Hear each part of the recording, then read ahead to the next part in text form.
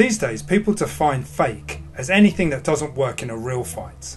But how do you assess what works in a real fight and what doesn't work for real? Today, we'll look at what's fake and how to distinguish the difference between a fake martial art and something that might actually work for you. But first, let's define what a martial art is. Martial arts are codified systems and traditions of combat practices, trained for a number of reasons: self-defense, mental and spiritual development, entertainment, and even the preservation of culture and heritage. That said, if you're training for self-defense, how do you know that the martial art that you're training is real? How do you know it's not fake?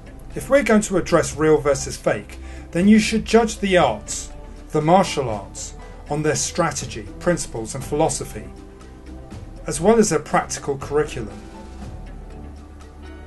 It's simple. Look at how they train. Does it make sense?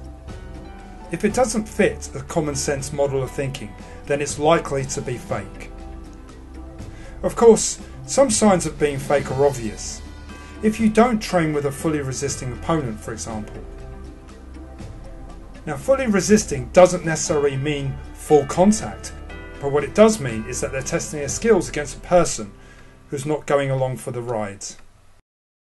Aliveness has to be the central tenet of identifying whether what you do will be effective enough or even applicable to self-defense, whether it would work in the real world. Does the martial art that you train have a sense of aliveness? Does the art have dynamic training? Do you hit pads, bags? Do you spar? Do you train against resisting opponents? As I said earlier, is what you do real in the sense of training? You don't have to spar to the death. You don't have to have the extremity of recreating life or death situations. Because let's face it, most people don't want to train like or are unlikely to ever face such a situation.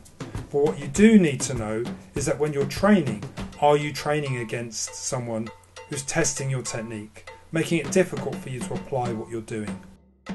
It's not possible to predict the effectiveness of an art until you test it for real. But how many people really do that? Unfortunately, training a martial art is an activity that you really won't know whether it works until you're tested. There is an element of blind faith. It's really about individuals, not styles. Most people have never had to fight for real. Therefore, we have to take it for granted that some of the actions would work in real life while others wouldn't. Let's point out the obvious. To train a martial art for self-defense, there is a certain element of blind faith. Because ultimately, even when you're training, you're not training in a life or death situation. If you've gone to a martial art to learn how to protect yourself, within that environment, you're very rarely put in a situation where you have to defend your life. So like any of us, until it actually happens, you don't know how you're going to respond.